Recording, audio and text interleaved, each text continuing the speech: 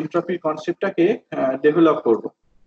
একটু যদি মনে করে দেখো, আগে এই যে ছবিগুলো আমরা খুব ফ্রিকোয়েন্টলি আঁকছিলাম, যে এখানে তোমার কোন একটা হট রিজার্ভার আছে যার টেম্পারেচারটা সে T1, এদের মধ্যে একটা সে রিভার্সিবল ইঞ্জিন কাজ করছে, আর এখানে তোমার আরেকটা রিজার্ভার রয়েছে যার টেম্পারেচারটা হচ্ছে T2। তো এই রিভার্সিবল ইঞ্জিনটা হট রিজার্ভার থেকে পার সাইকেল T1 হিট অ্যাবজর্ব করছে, আর কোল্ড রিজার্ভারে এইটা পার সাইকেল Q2 হিট রিলিজ করে দিচ্ছে। তাহলে আমরা দেখিয়েছিলাম যে এর এফিসিয়েন্সি কত হয়। একটা কার্নো সাইকেলের এফিসিয়েন্সি, কার্নো ইঞ্জিনের এফিসিয়েন্সি হয় 1 - Q2/Q1। আরো আমরা দেখিয়েছিলাম স্টাডি করে যে Q2/Q1 এইটা বেসিক্যালি T2/T1 এর সাথে সমান, right? Q2/Q1 equals to T2/T1। ততক্ষণ পর্যন্ত আমি একটা রিভার্সিবল সাইকেলের কথা কনসিডার করছি বা একটা কার্নো সাইকেলের কথা কনসিডার করছি। এখন ধরে নাও যে এই ইঞ্জিনটা অন্য কোনো একটা engine, not a reversible engine but any other engine, অর্থাৎ এটা রিভার্সিবলও হতে পারে কিন্তু অন্য কোনো ইঞ্জিনও হতে পারে আর কি, ইরিভার্সিবলও হতে পারে। For any other engine operating between the same reservoirs, let Q1 prime is the amount of heat absorbed per cycle while Q2 prime is the amount of heat released per cycle। তাহলে তার এফিসিয়েন্সিটাকে কিভাবে দেওয়া যায়? তার এফিসিয়েন্সিটাকে এরকম ভাবে লেখা যায়, eta equals to 1 - Q2 prime by Q1 prime. আমরা আগের দিনকে যে কার্নোস থিওরেমটা দেখলাম সেখানে পড়ে এসেছি যে এনি আদার ইঞ্জিনের এফিসিয়েন্সি, যে কোনো ইঞ্জিনের efficiency operating between two given reservoirs cannot exceed the efficiency of a reversible heat engine operating between the same reservoirs। দুটো নির্দিষ্ট রিজার্ভারের মধ্যে যদি আমরা যে কোনো একটা ইঞ্জিনের কথা কনসিডার করি, তার এফিসিয়েন্সিটা কখনো ওই দুটো রিজার্ভারের মধ্যে কাজ করছে এরকম রিভার্সিবল ইঞ্জিনের এফিসিয়েন্সি থেকে বড় হতে পারে না। সিম্বলিক্যালি আমরা যদি এটাকে লিখি, eta is less than or equal to eta C. Eta সিটা হচ্ছে কার্নো ইঞ্জিন বা রিভার্সিবল ইঞ্জিনের এফিসিয়েন্সি, আর ইটাটা হচ্ছে তোমার এনি আদার ইঞ্জিনের এফিসিয়েন্সি। এবার এখানে যেটা আমরা দেখলাম যে ইটাটাকে কিভাবে লেখা যায়, লেখাই আছে, আমার আর না লিখলেও চলবে। ইটাটাকে আমরা কিভাবে লিখেছি in this form, 1 - Q2 prime by Q1 prime. On the other hand ইটাসিটাকে কিভাবে লেখা হয়েছে, ইটাসিকে লেখা হয়েছে এই যে 1 - Q2/Q1। তাহলে বাই কার্নোস থিওরেম অনুযায়ী আমরা লিখতে পারি 1 - Q2 prime by Q1 prime must be less than 1 - Q2/Q1। এবার এখান থেকে দেখো ওই ওয়ান গুলোকে যদি বাদ দিয়ে দাও, তাহলে Q2 prime by Q1 prime is greater than or equal to Q2/Q1। আবার Q2/Q1 কার্নো সাইকেলের ক্ষেত্রে Q2/Q1 টা T2/T1 এর সাথে সমান। তো এখান থেকে আমরা দেখতে পাচ্ছি Q2 prime by Q1 prime is greater than or equal to T2/T1, বা Q2 prime by T2 is greater than equal to Q1 prime by T1। সেটাকে আমরা যদি ঘুরিয়ে লিখি এই ইকুয়েশন 1.3 তে যেমন ভাবে লেখা হয়েছে এরকম ভাবে লিখতে পারবো, Q1 prime by T1 minus Q2 prime by T2 must be less than or at best equal to 0। But এটাই বেসিক্যালি তোমার ইমপ্লিকেশন অফ কার্নো থিওরেম, যে Q1 prime by T1 minus Q2 prime by T2 এইটা less than or equal to 0। অর্থাৎ দুটো reservoir T1 আর T2 এর মধ্যে যে কোনো একটা ইঞ্জিন কাজ করছে। যদি হাই টেম্পারেচার রিজার্ভার থেকে ইঞ্জিনটা Q1 প্রাইম হিট অ্যাবজর্ব করে পার সাইকেল, এবং লো টেম্পারেচার রিজার্ভারে এটা পার সাইকেল Q2 প্রাইম পরিমাণ হিট রিলিজ করে, তাহলে Q1 prime minus T1, Q1 prime by T1 minus Q2 prime by T2 এইটা অবশ্যই less than or equal to 0। What happens, মানে when equality sign holds, equality সাইনটা কখন hold করবে, যদি আমরা একটা রিভার্সিবল সাইকেলের কথা কনসিডার করি। তার কারণ একটা রিভার্সিবল সাইকেলের ক্ষেত্রে মনে করে দেখো, যেটা বারবার বলছি, রিভার্সিবল সাইকেলের ক্ষেত্রে Q1/T1 সমান Q2/T2। তাহলে এখানে রিভার্সিবল ইকুয়ালিটি সাইনটা holds only for reversible cycle or reversible engine. For any other engine, this is a general relation, T1 prime by T1 minus T2 prime by T2. এটা কি আমরা একটু জেনারেল ফ্যাশনে লিখে ফেলতে পারি? যদি দুটো রিজার্ভারের কথা কনসিডার করি, দেখো তো এরকম ভাবে জেনারেল ফ্যাশনে লিখে ফেলতে পারি কিনা। QI by TI is less than equal to 0. Sum over QI by TI less than equal to 0, যেখানে I টা runs from 1 to 2, অর্থাৎ Q1 by T1 plus Q2 by T2 is less than equal to 0. পারি লিখতে? এখানে যেটা আমরা দেখলাম কার্নফ থিওরেমের ইমপ্লিকেশন যেটা দেখলাম, সেটাকে যদি জেনারেল ফর্মে লেখা হয়, এরকম সামেশন দিয়ে লেখা হয়, তাহলে এইভাবে লেখা যেতে পারে। বুঝতে পারলে?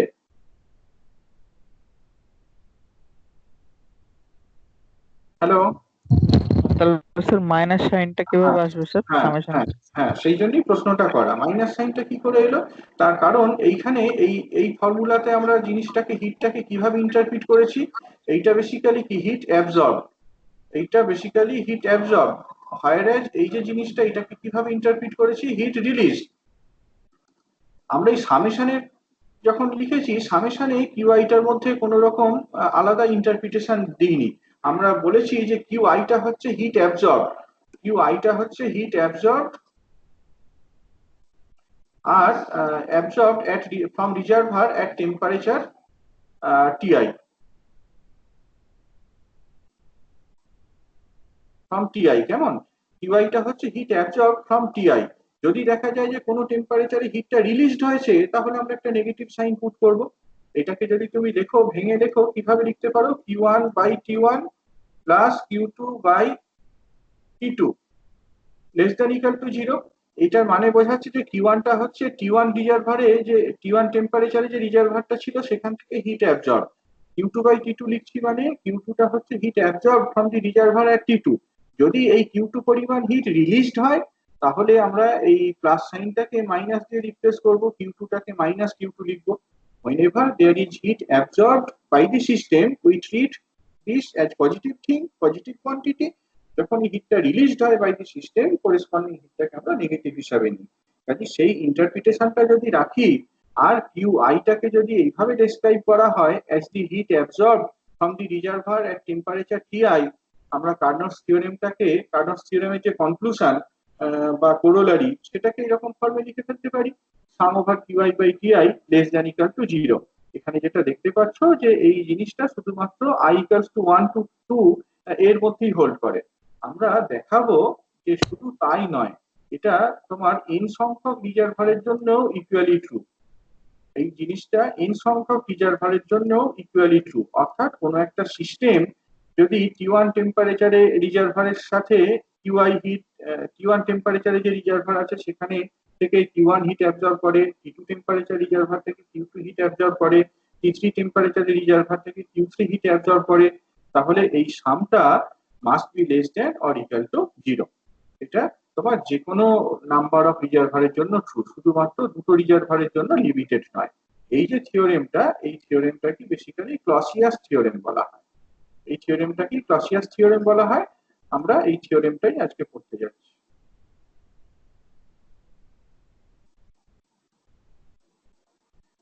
বুঝতে পেরেছো ক্লসিয়াস থিওরেম বলতে কি বলতে চাইলাম?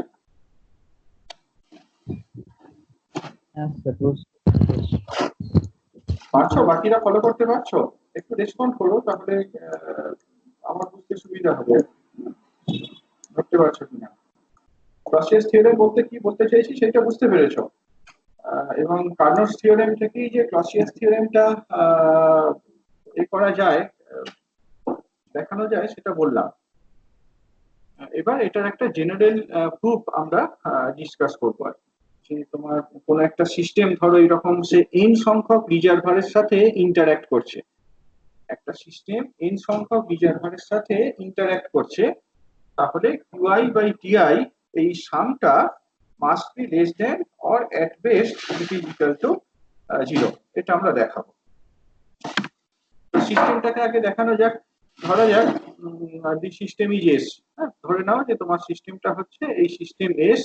এই এস সিস্টেমটা Q1 রিজার্ভারের সাথে Q1 হিট এক্সচেঞ্জ করছে, Q2 যে রিজার্ভার রয়েছে তার সাথে Q2 হিট এক্সচেঞ্জ করছে, টিআই যে রিজার্ভার রয়েছে তার সাথে কিউআই হিট এক্সচেঞ্জ করছে, টিএন এন এর যে রিজার্ভারটা রয়েছে তার সাথে কিউএন হিট এক্সচেঞ্জ করছে। আমি কিন্তু বারবার হিট এক্সচেঞ্জ কথাটা বলছি, অর্থাৎ নট নেসেসারিলি যে সিস্টেমটা টি1 রিজার্ভার থেকে হিটটা অ্যাবজর্ব করছে, এটা রিলিজও করতে পারে।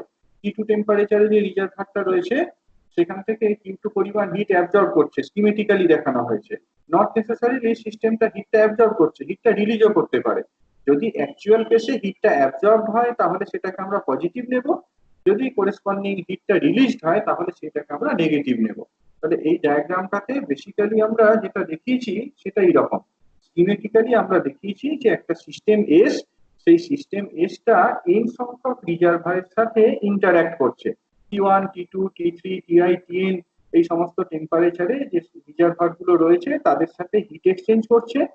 ইন এ সাইকেল, ধরা যাক টি1টা হচ্ছে টি1 টেম্পারেচারে রিজার্ভারের সাথে হিট এক্সচেঞ্জ, কিউ2টা হচ্ছে পার সাইকেল টি2 টেম্পারেচারে যে রিজার্ভারটা রয়েছে তার সাথে heat exchange, and so on. Okay. আর ধরে নেওয়া যাক যে এই সিস্টেমটার ওয়ার্ক আউটপুটটা হচ্ছে সাম ডাব্লিউএস, এই সিস্টেমটার work output is sum W S. Okay, বুঝে যাচ্ছে কেন? ওকে, ধরে নেওয়া যাক সিস্টেমটার work output is sum W S. এবার আমরা সিস্টেমটা নিয়ে জিনিসটাকে পরিষ্কার করে বোঝানো গেল। এবার এই রিজার্ভার গুলোর সাথে আমরা এন সংখ্যক কার্নো ইঞ্জিনের কথা ভাবছি।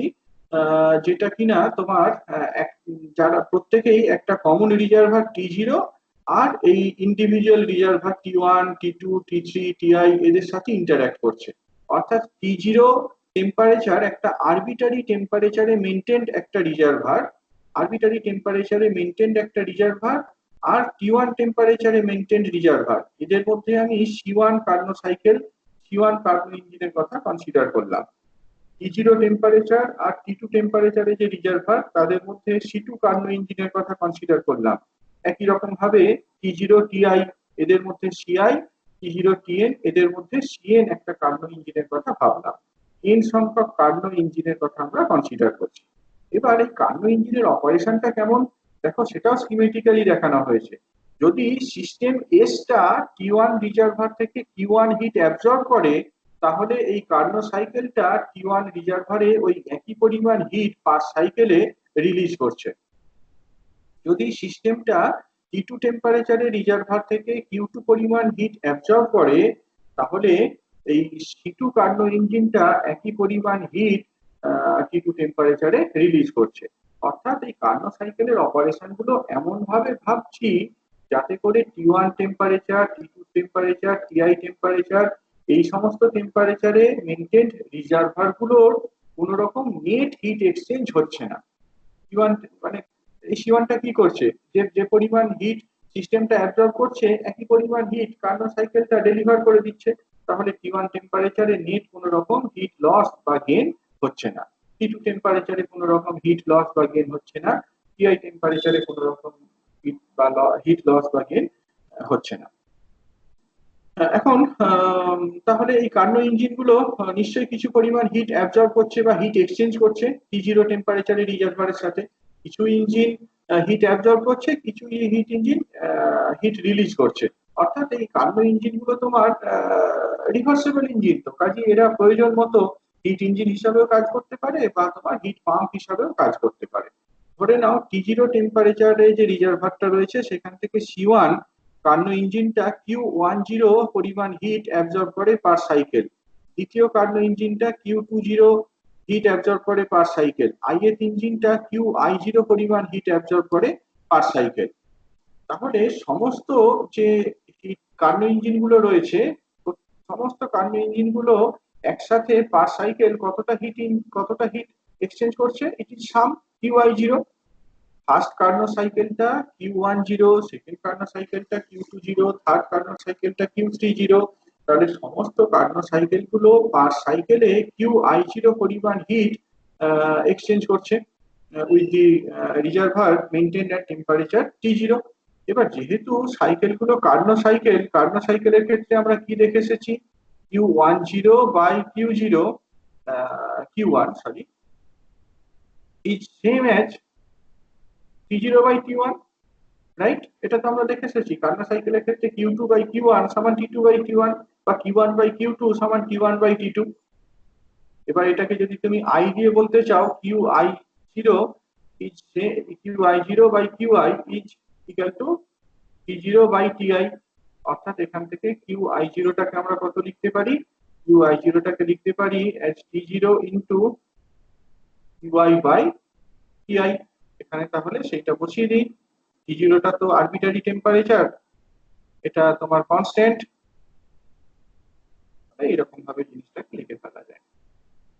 ওকে, তাহলে এই যে এক্সপ্রেশনটা, এটা কি বোঝাচ্ছে? এই এক্সপ্রেশনটা বোঝাচ্ছে যে total heat exchange by n number of Carnot engine with the reservoir maintained at temperature T0।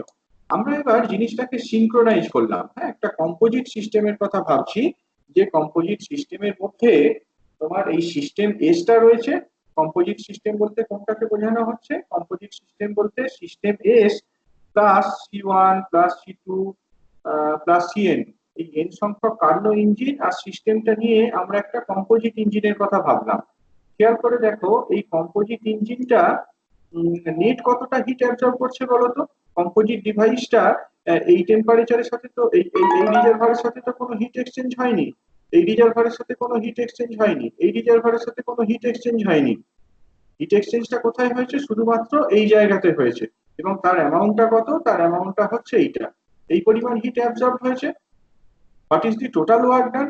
Total work ডানটা হচ্ছে পার সাইকেলে সিস্টেমটা যে ওয়ার্ক করছে আর n সংখ্যক কার্নো সাইকেল একসাথে যে ওয়ার্কটা করছে, এটাও কিন্তু তোমার algebraic sum, W1 plus W2 plus W3 etcetera. অর্থাৎ নট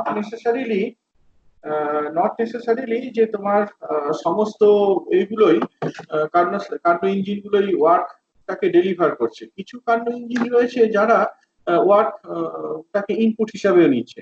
আমরা সেই জিনিসটাই অ্যালজেব্রিক সামটার মধ্যে কন্টেন্ট করে রেখেছি।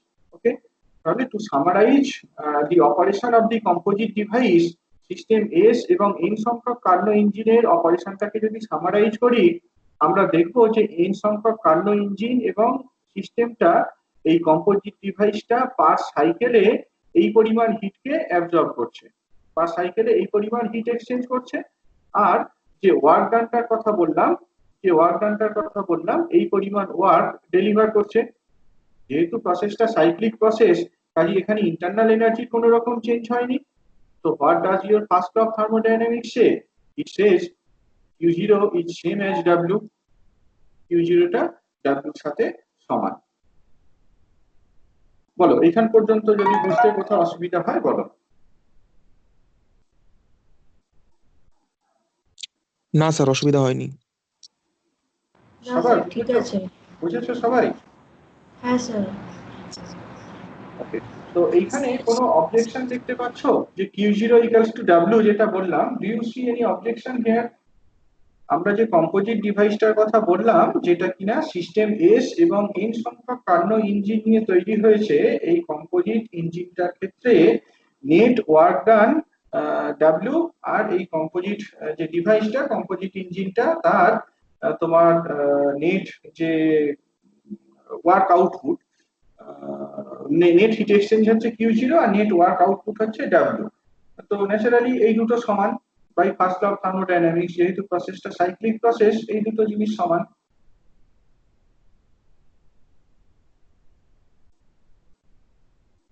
বলো এবার, এই জায়গাটা কোনো অবজেকশন কি দেখছো? কোনো প্রবলেম দেখছো? স্যার আরেকবার একটু রিপিট করবেন? আমরা সিস্টেম এস কোনটা, এই অপারেশনটাকে বলবো নাকি জাস্ট এই শেষের কথাটা যেটা বললাম সেইটা বলবো? স্যার শেষের কথাটা বলুন।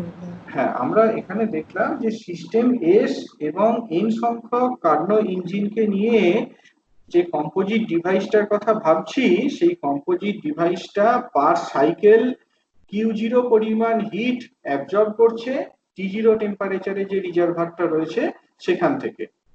মানে হিট এক্সচেঞ্জ করছে আর কি, অ্যাবজর্ব করছে কথাটা বলা ঠিক নয়, হিট এক্সচেঞ্জ করছে with the reservoir maintained at temperature T0। আর এই কম্পোজিট ডিভাইসটার যে নেট ওয়ার্ক, সেটা ওয়ার্ক আউটপুট হতে পারে, নেটওয়ার্ক ইনপুট হতে পারে। নেট যে ওয়ার্ক সেইটা ডাব্লিউ, নেটওয়ার্কটা ডাব্লিউ। কম্পোজিট ডিভাইসটার যে সাইক্লিক প্রসেসটা কনসিডার করছি, সেই সাইক্লিক প্রসেসে কিউ জিরোটা হচ্ছে হিট এক্সচেঞ্জ আর ডাব্লিউটা হচ্ছে ওয়ার্ক ডান। যেহেতু প্রসেসটা সাইক্লিক প্রসেস, ইন্টারনাল এনার্জির তো কোনো চেঞ্জ নেই, তাহলে আমরা ফার্স্ট ল অফ থার্মোডাইনামিক্স থেকে কি লিখতে পারি? Q zero equals to W, Q zero equals to W. এই এই এই কনক্লুশনটাতে আমরা রিচ করলাম। এবার আমি যে প্রশ্নটা করছি সেটা হচ্ছে যে এই জায়গাটাতে কোনো অবজেকশন কি পাচ্ছো যে Q zero equals to W, এখানটায় কি কোনো অবজেকশন আছে? ফার্স্ট ল অফ থার্মোডাইনামিক্স এর যে ইমপ্লিকেশন সেটা এটা, Q zero equals to W. কোনোভাবে কি এটা সেকেন্ড ল অফ থার্মোডাইনামিক্স কে ভায়োলেট করছে?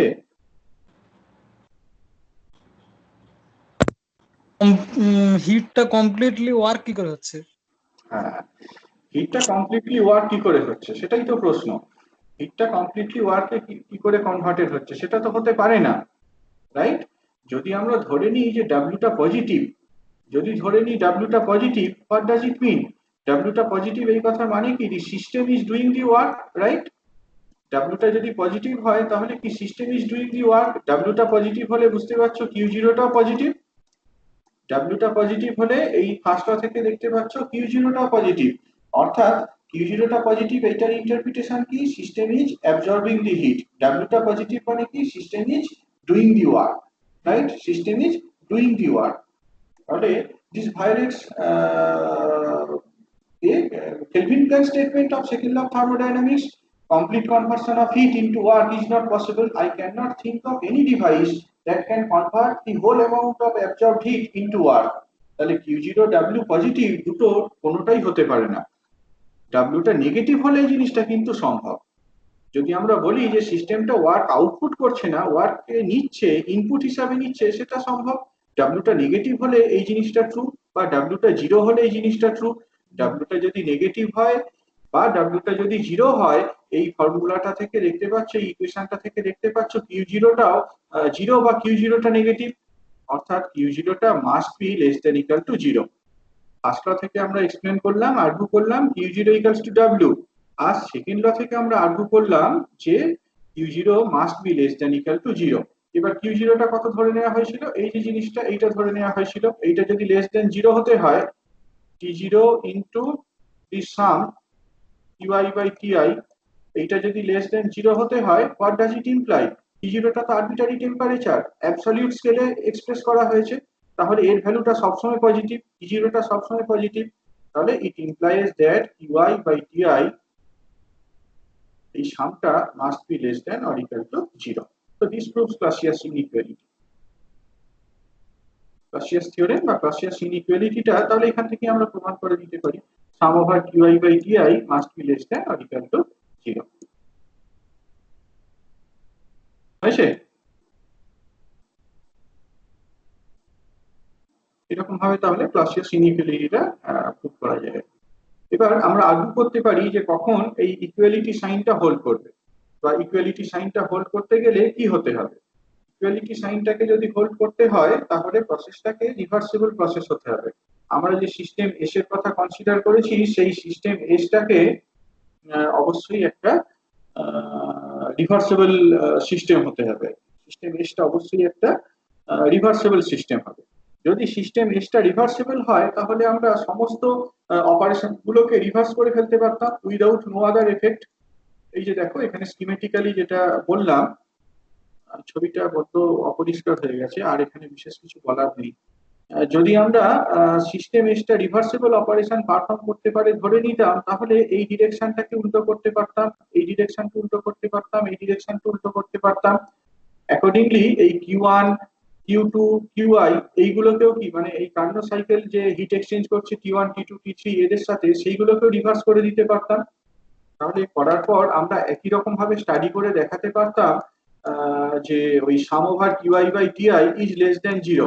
তবে সেখানে কিন্তু কিউআইটা মাইনাস কিউআই দিয়ে রিপ্লেস করতে হতো। যেহেতু আমরা রিভার্স ডিরেকশনে প্রসেসটা কনসিডার করছি, একদম আগের মতো অ্যাপ্রোচ ফলো করে দেখাতে পারতাম QI by TI sum less than zero. তবে এখানে কিউআই গুলো রিপ্লেসড হতো বাই মাইনাস কিউআই। তো এইটা যদি লেস দেন জিরো হয়, that implies Q I by T I এই সামটা greater than equal to zero. তাহলে দেখতে পাচ্ছ রিভার্সিবল সিস্টেমের ক্ষেত্রে এসটা যদি রিভার্সিবল হয়, ইকুয়েশন 1.6 আর ইকুয়েশন 1.7 সাইমালটেনিয়াসলি হোল্ড করে। ইকুয়েশন 1.6 ইকুয়েশন 1.7 সাইমালটেনিয়াসলি হোল্ড করে যদি সিস্টেম এসটা রিভার্সিবল হয়। তো দুটো ইকুয়েশনকে যদি সাইমালটেনিয়াসলি হোল্ড করতে হয়, তাহলে only possibility is that the sum is equal to zero, সামটা ইকুয়াল টু জিরো। তাহলে ইন জেনারেল আমরা বলতে পারি যে কিউআই বাই টিআই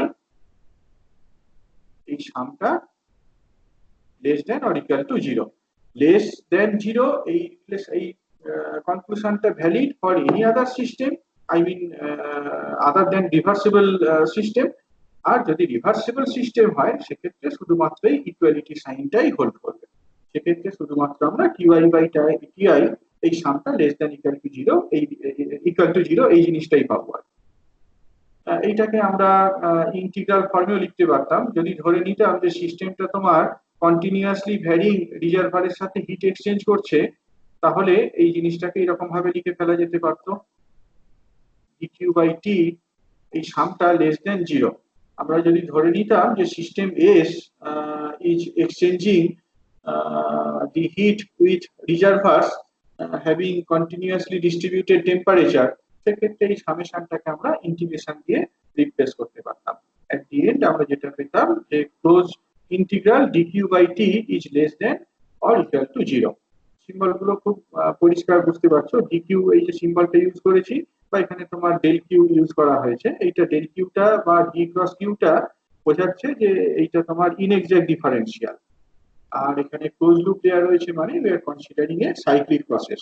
কোনো একটা সিস্টেম যদি একটা সাইক্লিক প্রসেসে ডিকিউ হিট এক্সচেঞ্জ করে with a reservoir at temperature টি, তাহলে এই cyclic integral DQ by T এইটা must be less than or equal to zero.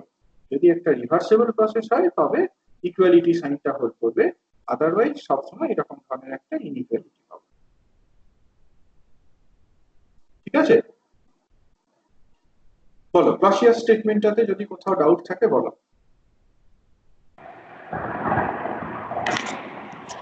Sir হ্যাঁ বলো। স্যার ওই সেকেন্ড ল থার্মোডাইনামিক্স থেকে যে ইয়েটা আনলেন del Q equals to less than zero, হ্যাঁ হ্যাঁ, হিট এক্সচেঞ্জটা ওটা কিভাবে হচ্ছে? সেকেন্ড ল থেকে কিভাবে পাচ্ছি এটা? হ্যাঁ দেখো আমরা ফার্স্ট ল থেকে যেটা দেখলাম, ফার্স্ট ল থেকে কি দেখলাম, Q zero equals to W, এইটা পরিষ্কার হয়েছে। এবার দেখো এখানে যদি আমি বলি যে ডাব্লিউটা পজিটিভ, ডাব্লিউটা যদি পজিটিভ বলি তাহলে এখান থেকে নিশ্চয়ই কিউ জিরোটা পজিটিভ হবে, এটা পরিষ্কার। ডাব্লিউটা পজিটিভ এই কথার অর্থ কি যে সিস্টেম এস বা কম্পোজিট ডিভাইসটা, এস বলবো না, কম্পোজিট ডিভাইসটা is doing the work, the system মানে work is done by the composite device, right? একই রকম ভাবে কিউ জিরোটা পজিটিভ এই কথার অর্থ কি composite device is absorbing the heat. দুটোই যদি পজিটিভ হয় তাহলে আমরা ইন্টারপ্রিট করছি এরকম ভাবে যে তোমার কম্পোজিট ডিভাইসটা যে পরিমাণ হিট অ্যাবজর্ব করছে এটা পুরোটাই ওয়ার্কে কনভার্ট করে দিচ্ছে। ন্যাচারালি দেখতে পাচ্ছ it comes in violation to the second law of thermodynamics. Kelvin Planck স্টেটমেন্টটার কথা মনে করো, complete conversion of heat into work is not possible. We cannot think of any heat engine whose only final result is to convert to absorb heat and to convert it into an equivalent amount of work. সেটা সম্ভব নয়। তাহলে এইটা যদি সম্ভব হতে হয় only possibility হচ্ছে যে W equals to 0 or negative. ডাব্লিউটা যদি পজিটিভ হয় তাহলে এটা সম্ভব নয়, সেকেন্ড ল অফ থার্মোডাইনামিক্স এটা ভায়োলেট করে, তাহলে ডাব্লিউ পজিটিভ এটা হতেই পারে না। তাহলে পসিবিলিটি কি রইল, ডাব্লিউটা জিরো অথবা নেগেটিভ, অর্থাৎ কিউ জিরো যেটা সেই কিউ জিরোটা less than zero or equal to zero. বুঝলে? হ্যালো, হ্যাঁ স্যার বুঝতে পেরেছি। হ্যাঁ এইটাই আর কি। যদি এটা পজিটিভ হতো তাহলে সেটা সম্ভব হতো না। পজিটিভ কথাটার অর্থ হচ্ছে যে তোমার সিস্টেমটা হিট অ্যাবজর্ব করছে এবং সেই হিটটাকে ওয়ার্কে কনভার্ট করে দিচ্ছে, ওয়ার্কটাকে আউটপুট হিসাবে দিচ্ছে, সেইটা সম্ভব না। যদি নেগেটিভ হতো বা জিরো হতো তাহলে এটা কিন্তু ফার্স্ট সেকেন্ড ল অফ থার্মোডাইনামিক্সকে ভায়োলেট করতো না। তাহলে কম্পোজিট ডিভাইসটার অপারেশনটাকে যদি আমরা ফার্স্ট ল এবং সেকেন্ড ল দুটো রেসপেক্টেই জাজ করি, তাহলে দেখতে পাচ্ছি যে একমাত্র কনক্লুশন হচ্ছে কিউ জিরোটা less than or equal to zero, অর্থাৎ sum over Q I by T I is less than equal to zero.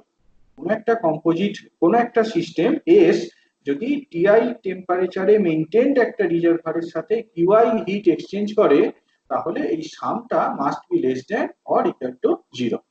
যদি এই রিজার্ভার থেকে সিস্টেমটা হিট অ্যাবজর্ব করে, তাহলে কিউআইটাকে আমরা পজিটিভ নেব। যদি সিস্টেমটা হিটকে রিলিজ করে, তাহলে সেই হিটটাকে আমরা নেগেটিভ হিসাবে ট্রিট করব। এইটাই বললাম, কেমন? স্যার হ্যাঁ বলো স্যার বলো, শুনছি। স্যার ওই ক্যালকুলেট করছিলেন T0 দিয়ে একটা মাল্টিপ্লাই হয়ে হয়ে করে এলো, হ্যাঁ। ওইটা একটু বলে দিন না আরেকবার। আমরা তো দেখালাম টিজি যদি মাল্টিপ্লাই হলো বলতে, এই যে বললাম না, আমি যদি এইরকম একটা আমরা তো এখানে এন সংখ্যক কার্নো সাইকেলের কথা ভেবেছি, তাই না? কার্নো সাইকেলটা কি হ্যাঁ। করছে? কার্নো সাইকেলটা তোমার এই T0 টেম্পারেচার এখান থেকে QI0 হিট এক্সচেঞ্জ করছে এর সাথে, আর T1 টেম্পারেচারে যে রিজার্ভার সেখানে কি করছে, QI T1 নয় TI বলি, কেমন? QI0 হিট তোমার T0 রিজার্ভার থেকে এ করছে আই এর কার্নো সাইকেলটা, আর টিআই রিজার্ভারে কিউআই হিট রিলিজ করছে। কার্নো সাইকেল তো রিভার্সিবল সাইকেল, তাহলে আমরা এটা লিখতে পারি না কিউআই বাই কিউআইও সমান টিআই বাই টিও হ্যাঁ T0, তাহলে তো তোমার হয়ে গেল QI0 সমান আচ্ছা T0 into QI by TI. Sir বুঝেছি।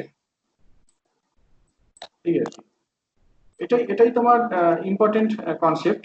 এন্ট্রপির মধ্যে আমরা এখনো ঢুকিনি, সেটা পরের দিন শুরু করব।